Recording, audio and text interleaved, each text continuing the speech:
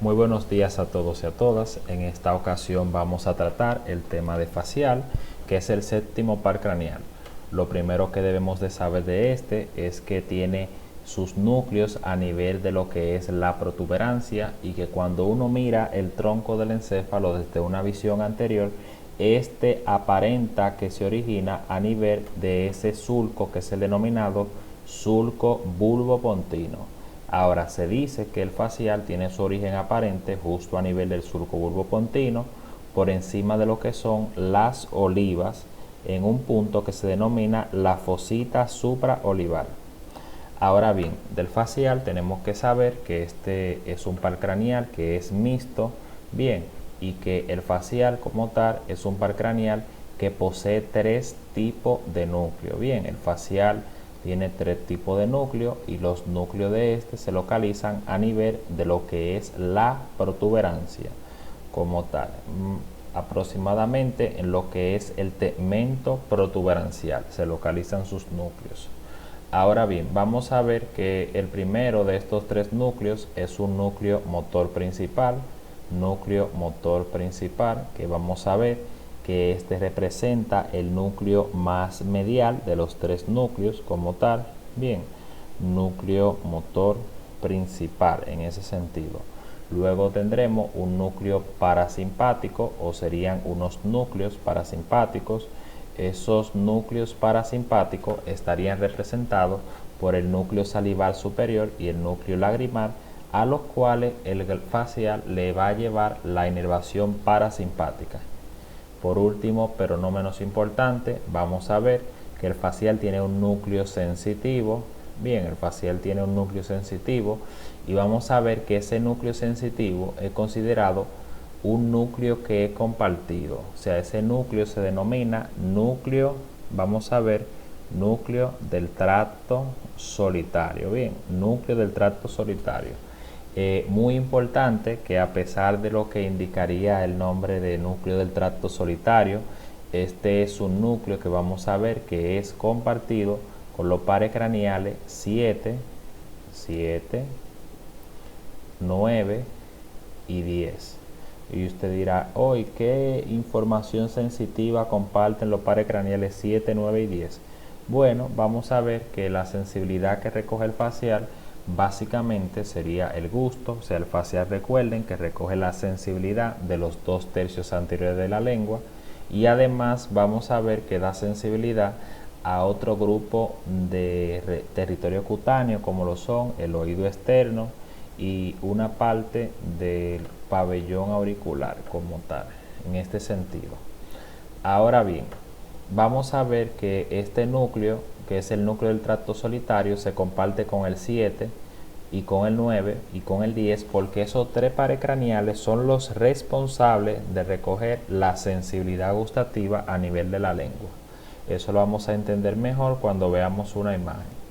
Entonces, miren, tenemos lo siguiente. Sucede y acontece. Ya sabemos que el facial tiene su origen aparente a nivel del surco bulbopontino o surco bulboprotuberancial.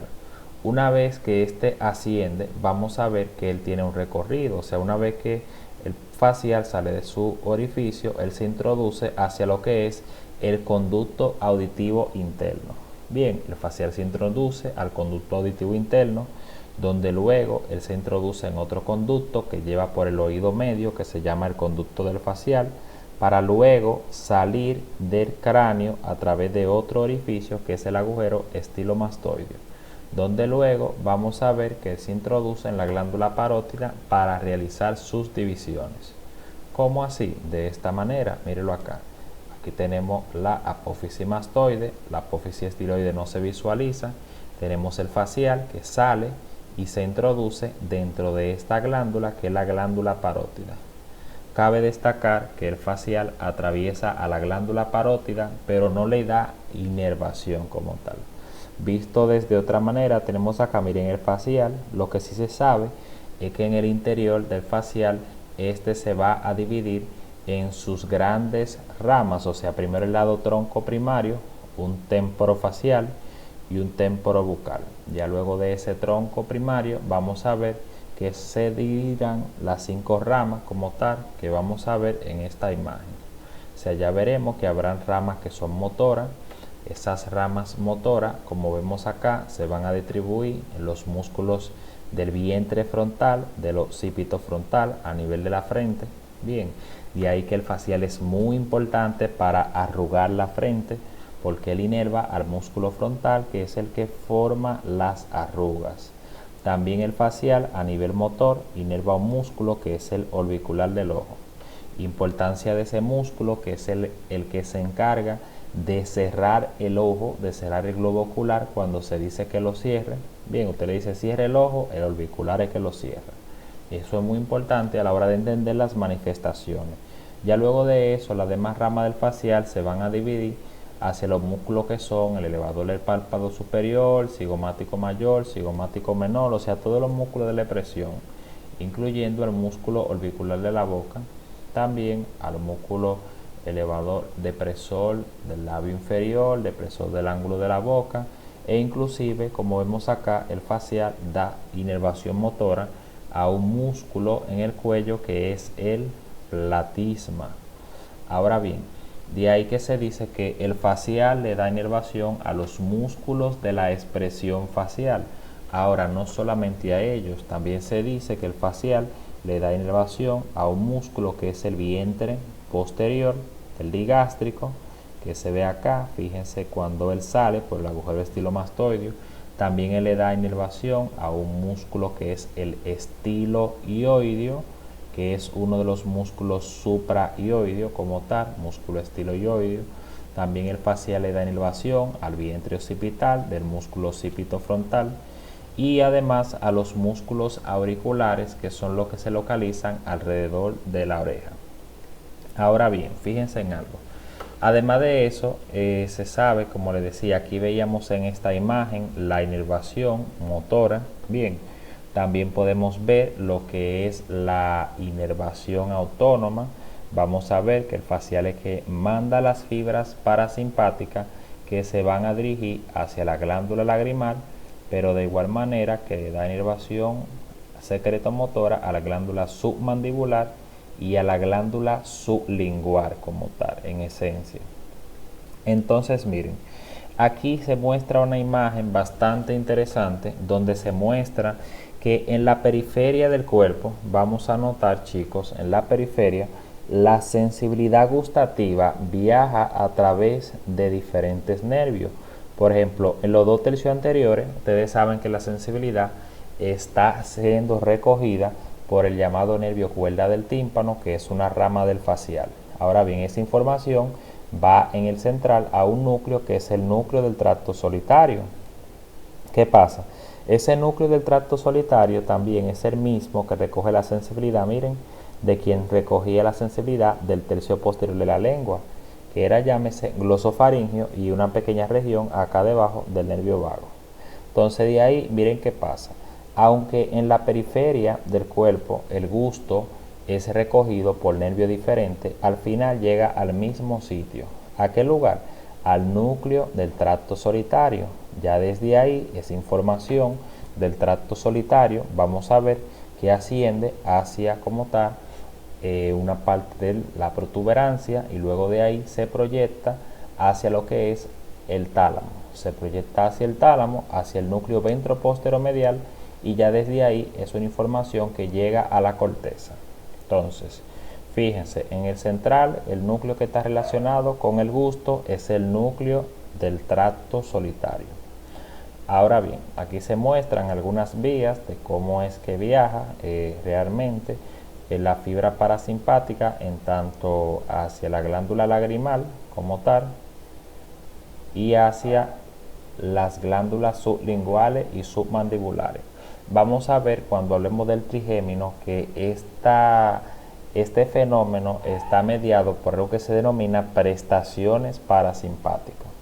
Al final, las fibras tanto parasimpáticas de la glándula lagrimal como de la glándula submandibular y sublingual están originadas por el núcleo parasimpático, bien, que es del facial. Luego veremos que quien la lleva son las fibras del trigémino, y a eso se le llama prestaciones parasimpáticas. que un par craneal que no tiene núcleo parasimpático lleve la información hacia el tejido glandular. Ahora bien, vamos a hablar de las patologías que afectan al facial. La patología más común que vamos a ver que compromete al facial se denomina parálisis facial periférica. La parálisis facial periférica, muy importante que ustedes sepan que afecta al nervio. Bien, parálisis facial periférica es la patología que se da a nivel del nervio. Vamos a ver que existen numerosas causas. Dentro de ella la causa más común es el virus del herpes simple. Bien, el virus del herpes es la causa más común, aunque vamos a ver que existen otras causas, como por ejemplo puede ser causada por el virus de la varicela zoster.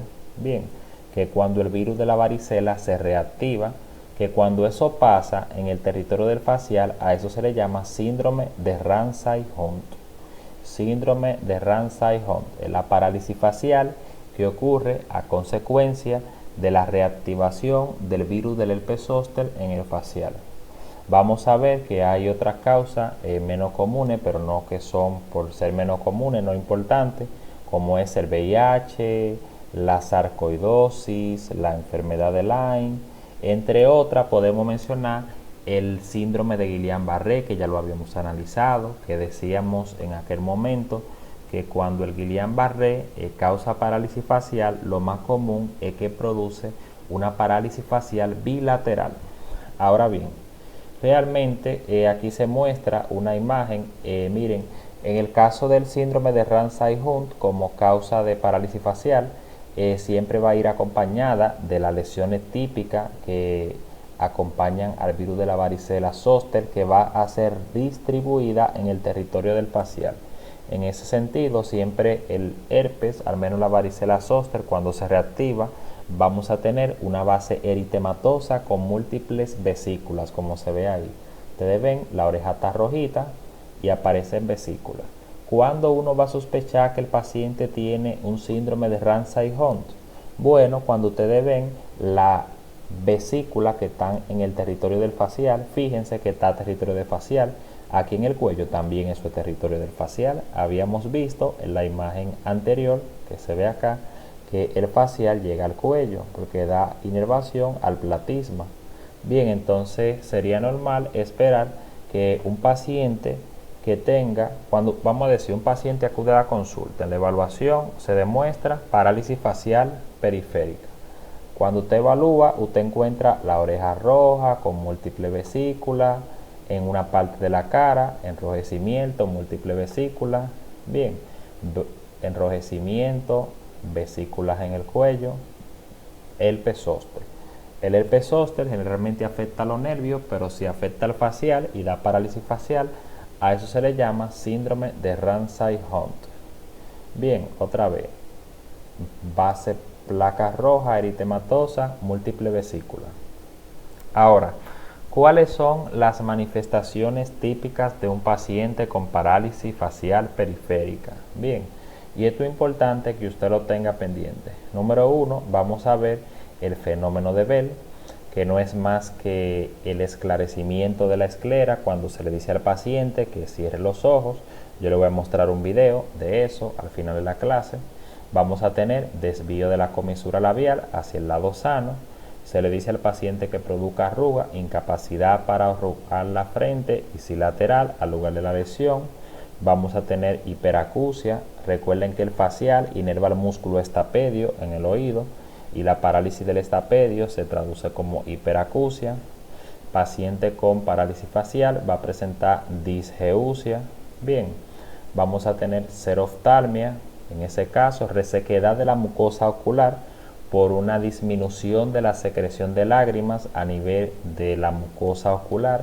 Xeroftomía, que sería resequedad de la mucosa bucal, ya que en ese sentido las glándulas submandibular es la glándula que produce aproximadamente el 60% de la cantidad de saliva, de ahí que un compromiso en esta glándula va a disminuir considerablemente la secreción de saliva, lo que lleva a que se reseque la mucosa oral como tal. Bien, ahora bien, Estas son las manifestaciones en un paciente que tiene una parálisis facial periférica, que va a ser el video que yo les voy a mostrar ahora. Miren acá. Vamos a ver, miren este video, parálisis facial periférica. Esta es una señora que está en recuperación de una parálisis. Si ustedes se fijan claramente, ella moviliza el lado izquierdo de la cara. Miren cómo ella mueve el lado izquierdo. Pero en el lado derecho, la cara se mantiene, miren todo el tiempo, ya se está poniendo la mano ahí. La cara se mantiene, miren, es rígida, ella no moviliza, la comisura labial se desvía hacia el lado izquierdo, que es el lado sano, por el antagonismo de los músculos.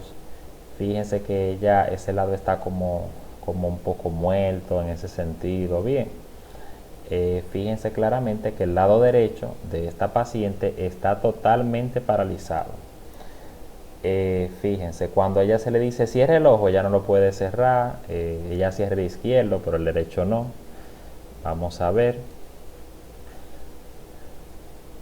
Entonces, mírenlo acá, ya está diciendo que el sonido le molesta en ese lado, no se puede reír adecuadamente. Fíjense que naturalmente la cara se muestra, el lado izquierdo hay arruga, el lado derecho está como flácido, inamovible como tal. Bien, entonces ahora le mostraré otro video.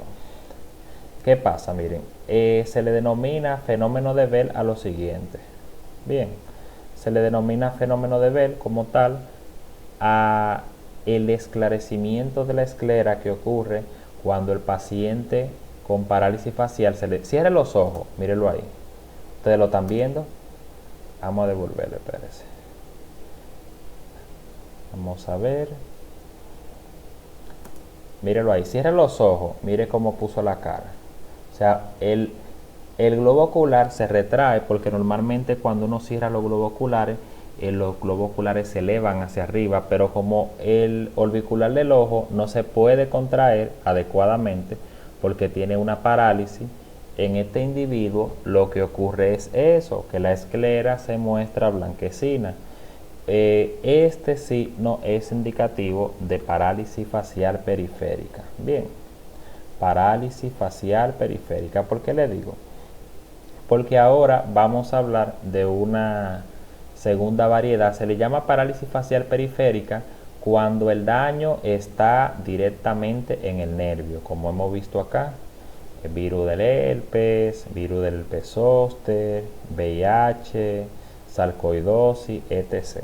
Ahora bien, vamos a ver que hay una segunda variedad de parálisis que se llama parálisis facial central, que se da cuando existe un daño a nivel de las fibras que van hacia el núcleo del facial. Y aquí es donde viene esta parte, miren, bastante interesante. Sucede y acontece que el núcleo del facial está dividido en dos partes. En una parte que es superior y en una parte que es inferior. ¿Qué pasa? Vamos a ver que la parte superior del facial recibe fibra de ambos lados, de ambos hemisferios, del lado derecho y del lado izquierdo. Y de igual manera, fíjense, acá recibe fibra. Esto es el lado izquierdo y este es el lado derecho. La parte superior recibe fibra de ambos lados. Pero vamos a ver que la parte inferior de ese mismo núcleo va a recibir fibra solamente del núcleo contralateral. Eso es importante porque vamos a ver que esas fibras que van hacia el núcleo del facial pasan por un sitio que se denominan fibras córtico-nucleares. Y esas fibras córtico-nucleares pasan por una parte de la cápsula interna, que es lo que se llama la rodilla. Ustedes recuerdan que en clases anteriores, cuando hablamos del córtico espinal, veíamos que este pasaba por el brazo posterior de la cápsula interna. Ahora estamos viendo que las fibras córtico-vulvares o córtico-nucleares pasan por la rodilla. ¿Qué pasa? Si sucede y acontece que en los pacientes que tienen lesiones a nivel de la rodilla, se le lesionan esta fibra. Entonces, si yo le digo a ustedes, un paciente tuvo una lesión de las fibras córtico-nucleares a nivel de la rodilla, de la cápsula interna, ¿cuál es la manifestación? Bueno, la manifestación, lo primero que usted debe de saber que es contralateral. Recuerden, el córtico nuclear es un tracto. Los tractos, generalmente, si se lesionan antes de cruzarse, dan manifestaciones contralaterales. Entonces, si yo lo lesiono acá en la rodilla, es lo mismo que si yo lesionara el córtico espinal. Manifestaciones contralaterales. Ahora, ¿qué tipo de manifestación? Bueno, la parálisis facial central se caracteriza porque, fíjense en algo, yo estoy lesionando las fibras que van para la parte inferior y las que van para la parte superior. ¿Qué pasa? La parte superior, como recibe de ambos hemisferios, si yo daño un lado, el otro lado compensa. ¿A qué lleva eso? Que en la parálisis facial central, el paciente tiene una parálisis de la hemicara inferior. Bien, parálisis de la hemicara inferior, lo que lo va a llevar a que el paciente tenga simplemente manifestación de desvío de la comisura labial hacia el lado de la lesión. Bien, entonces vamos a ver que la parálisis facial central generalmente va a ir asociado a hemiplegia porque estamos lesionando motoneurona superior y muchas veces no se lesiona únicamente la fibra córtico-vulvares, sino que se lesionan las fibras córtico-espinales. Entonces, este va a ser un individuo que además de presentar la parálisis de la hemicara, también va a presentar hemiplegia en el mismo lado de la parálisis de la hemicara, hemiplegia del miembro superior. Ahora bien, muy importante, la parálisis facial central es muy diferente, si ustedes se fijan, en el sentido que la parálisis facial central lo único que compromete es la hemicara inferior del lugar de la lesión y va acompañada de hemiplegia.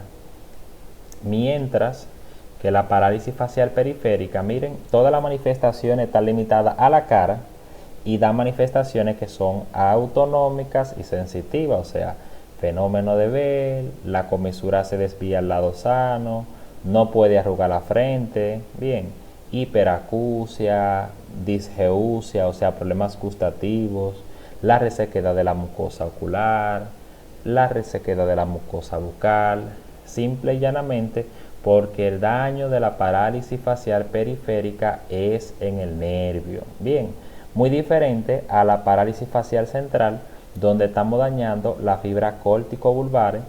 El paciente tiene parálisis de la hemicara inferior acompañada de hemiplegia o hemiparesia, que de igual manera es contralateral al lugar de la lesión. Entonces aquí es lo mismo, se muestra ya una tablita comparativa de las diferencias en tanto las manifestaciones clínicas. Aquí se muestran ejemplos de algunos síndromes que van a ver en otro video relacionado a los síndromes pontinos que cursan con parálisis facial. Un ejemplo de ello es el llamado síndrome de Miller-Gubler, que cursa con parálisis facial, que puede o no tener compromiso del sexto par craneal acompañado de hemiplegia. Y otro de ellos es el síndrome de Fovir, en donde tendremos parálisis facial acompañado de parálisis de la mirada horizontal, que puede o no tener hemiplegia. Ya todos esos síndromes que comprometen al tronco encefálico, específicamente la protuberancia, donde aparece la parálisis facial, lo van a ver en otro video. Espero que haya sido de mucha ayuda para ustedes.